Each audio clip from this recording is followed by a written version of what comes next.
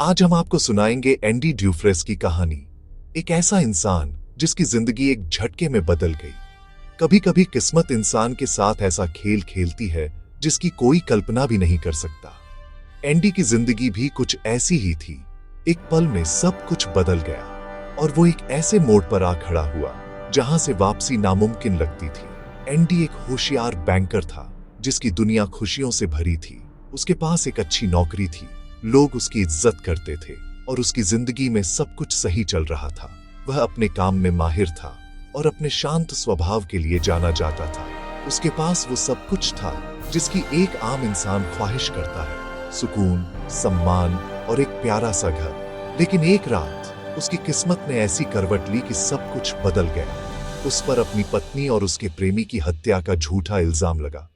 Police ने बिना पूरी सच्चाई जाने उसे गिरफ्तार कर लिया। एंडी के लिए यह किसी बुरे सपने से कम नहीं था, एक ऐसा इल्जाम जिससे उसका कोई लेना देना नहीं था। एंडी बार बार कहता रहा कि वह बेगुनाह है, लेकिन अदालत ने उसकी एक न सुनी। सबूत उसके खिलाफ थे, गवाहों की गवाही भी उसके पक्ष में नहीं थी। आखिरकार अदालत ने उसे दोषी ठहराया और 2 उम्र कैद की सजा सुना दी। उसके सपनों, उसकी आजादी और उसकी पहचान और कुछ ही पलों में छिन गए। सोचिए, जो इंसान कल तक कामयाबी की बुलंदियों पर था, आज उसे शशांक नाम की भयानक जेल में डाल दिया गया, जहां से भागना नामुमकिन था। ये जेल अपने सख्त नियमों और बेरहम माहौल के लिए कुख्यात थी। यहाँ हर दिन एक नई चुनौती थी और हर रात एक नया डर। ये सिर्फ एक कैदी की नहीं, बल्कि इंसान के अंदर की उस आग की कहानी है जो कभी नहीं बुझती। एंडी के भीतर एक जिद थी, एक उम्मीद थी जो उसे टूटने नहीं देती थी। जेल की दीवारें भले ही ऊंची थीं, लेकिन उसके हौसले उनसे भी ऊंचे थे। एंडी की दुनिया बदल चुकी थी। ऊंची दीवारें, खूंखार कैदी, हर दिन एक जैसा। हर कोना डर और मायूसी से भरा था। लेकिन एंडी ने हार मानने से इनकार कर दिया। उसने खुद को हालात के हवाले नहीं किया, बल्कि हर दिन खुद को मजबूत बनाता गया। ऐसे माहौल में किसी का भी हौसला टूट सकता था, लेकिन एंडी के दिल में उम्मीद की एक छोटी सी लौ जल रही थी। वह जानता था कि अगर उसने अपनी उम्मीद नहीं छोड़ी तो एक दिन सच सामने जरूर आएगा। यही सोच उसे हर मुश्किल घड़ी में आगे बढ़ने की ताकत देती रही। यही उम्मीद उसकी सबसे बड़ी ताकत बनने वाली थी। एंडी की कहानी हमें सिखाती है कि हालात चाहे जैसे भी हो, अगर दिल में उम्मीद जिंदा है तो कोई भी मुश्किल हमें तोड़ नहीं सकती। Shashank state penitentiary. यहाँ हर कैदी अपनी आजादी की उम्मीद छोड़ देता था। ऊंची दीवारें, लोहे के गेट और हर कोने पर तैनात पहरेदार, ये जगह डर और निराशा का दूसरा नाम थी। यहाँ आने वाला हर इंसान जैसे अपनी पुरानी जिंदगी को पीछे छोड़ देता था। एंडी डुफ्रेन भी जब पहली बार जेल में दाखिल हुआ तो उसके चेहरे पर डर और उलझन साफ झलक रही थी।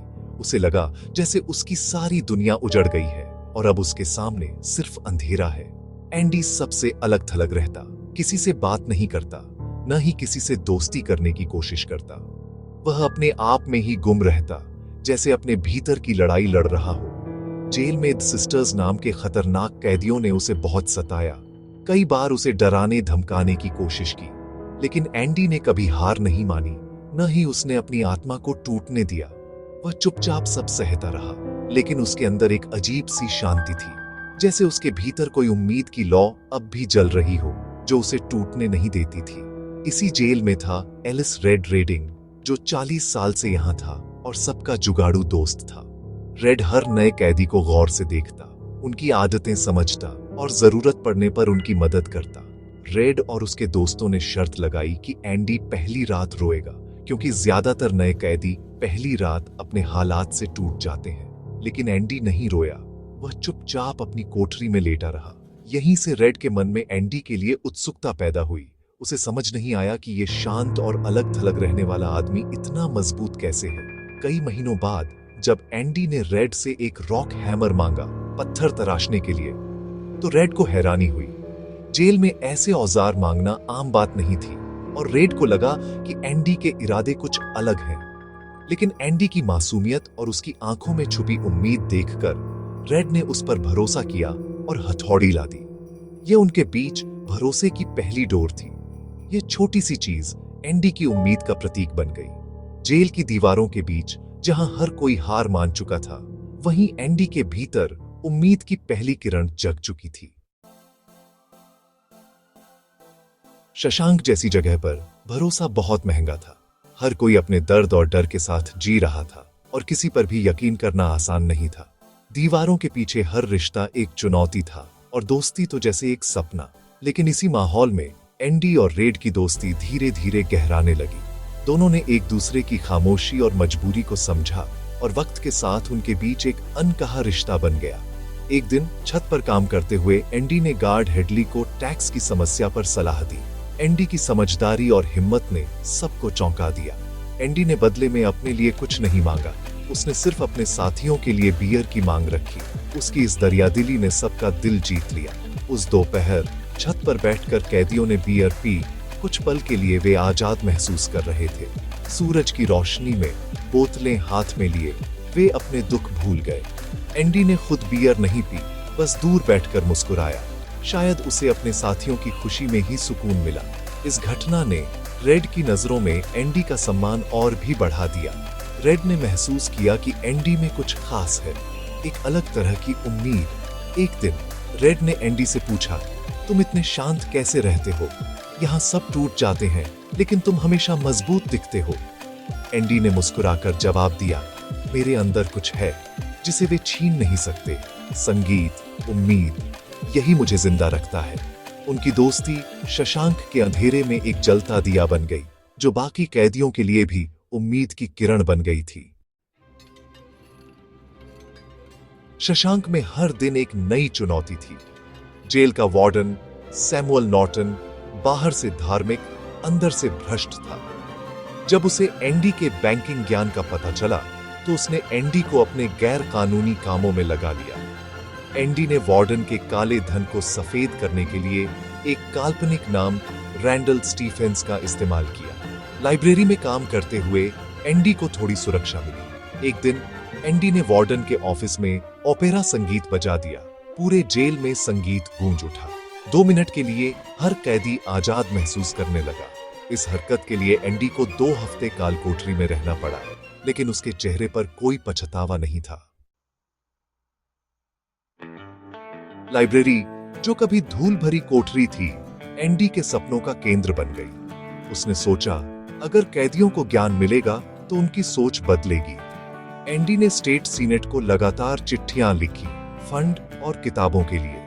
सालों तक कोई जवाब नहीं आया, लेकिन एंडी ने हार नहीं मानी। 6 साल बाद सीनेट से $200 और कुछ किताबें आईं। एंडी ने अब हर हफ्ते 2 चिट्ठियां लिखनी शुरू कर दी। आखिरकार लाइब्रेरी के लिए हर साल फंड मंजूर हो गया। एंडी ने लाइब्रेरी को शानदार बना दिया। नई किताबें, अलमारियां और पढ़ाई का माहौल। उसने कैदियों को पढ़ना लिखना सिखाया, हाई स्कूल की परीक्षा पास करवाई, उन्हें इंसान होने का एहसास दिलाया। शशांक की कहानी में 2 किरदार, ब्रूक्स और टॉमी, जेल की जिंदगी के 2 पहलू दिखाते हैं। ब्रूक्स 50 साल से जेल में था। पैरोल मिलने पर डर गया। बाहर की दुनिया उसके लिए अजनबी थी। आजादी उसे रास नहीं आई और उसने अपनी जान ले ली। ब्रूक्स की कहानी बताती है कि जेल इंसान को अंदर से तोड़ देती है। दूसरी तरफ टॉमी विलियम्स, एक नौजवान जिसमें उम्मीद थी। एंडी ने टॉमी को पढ़ाया ताकि वह हाई स्कूल की परीक्षा पास कर सके। एक दिन टॉमी ने बताया कि उसने एक कैदी से सुना था, एक अमीर बैंकर की पत्नी की हत्या का असली कातिल वही था। एंडी को अपनी बेगुनाही का सबूत मिल गया। टॉमी उसकी आजादी की चाबी था। टॉमी की कहानी सुनकर एंडी को पहली बार सच्ची उम्मीद मिली। उसने वार्डन से मामले की दोबारा जांच की गुहार लगाई, लेकिन वार्डन ने मना कर दिया। वार्डन को डर था कि एंडी के बाहर जाने से उसका गैर कानूनी धंधा खत्म हो जाएगा। एंडी को 2 महीने काल कोठरी में डाल दिया गया। वार्डन ने गार्ड को आदेश दिया। टॉमी को गोली मार दी गई। एंडी की उम्मीद बेरहमी से कुचल दी गई। 2 महीने बाद एंडी बाहर आया, थका, टूटा हुआ। रेड को लगा अब एंडी भी हार गया है। कालकोठरी से बाहर आने के बाद एंडी का व्यवहार बदला बदला था। उसने रेड से जिहुआतानेहो नाम की जगह का जिक्र किया, जहां वह आजाद होकर रहना चाहता था। एंडी ने रेड से वादा लिया, अगर वह बाहर निकले तो बक्सटन के पास एक ओक के पेड़ के नीचे कुछ ढूंढे। अगली सुबह एंडी अपनी कोठरी में नहीं था, वह गायब था। वार्डन ने उसकी कोठरी की तलाशी ली। दीवार पर लगे पोस्टर के पीछे एक सुरंग मिली। 20 साल तक एंडी ने हर रात रॉक हैमर से सुरंग खोदी थी। बारिश भरी रात एंडी सुरंग से निकलकर गंदे पाइप के रास्ते आजाद हो गया। वह वार्डन के सारे काले कारनामों का सबूत भी साथ ले गया। अगली सुबह एंडी अब रैंडल स्टीफेंस बनकर बैंकों से वार्डन का सारा पैसा निकाल चुका था। उसने सबूत अखबार को भेजे। वार्डन का सच उजागर हो गया। पुलिस आई, वार्डन ने खुदकुशी कर ली। कुछ समय बाद रेड को भी पैरोल मिल गई। बाहर की दुनिया में रेड अकेला था, लेकिन उसे एंडी से किया वादा याद आया। वह बक्सटन गया। ओक के पेड़ के नीचे एक डिब्बा मिला, उसमें पैसे और एंडी की चिट्ठी थी। एंडी ने लिखा, उम्मीद एक अच्छी चीज है, शायद सबसे अच्छी। रेड ने पैरोल तोड़ दी और जिहुआतानेहो की ओर निकल पड़ा। आखिरी सीन, रेड और एंडी समंदर के किनारे आजाद मुस्कुराते हुए मिलते हैं। उम्मीद की ताकत से वे हर दीवार पार कर गए।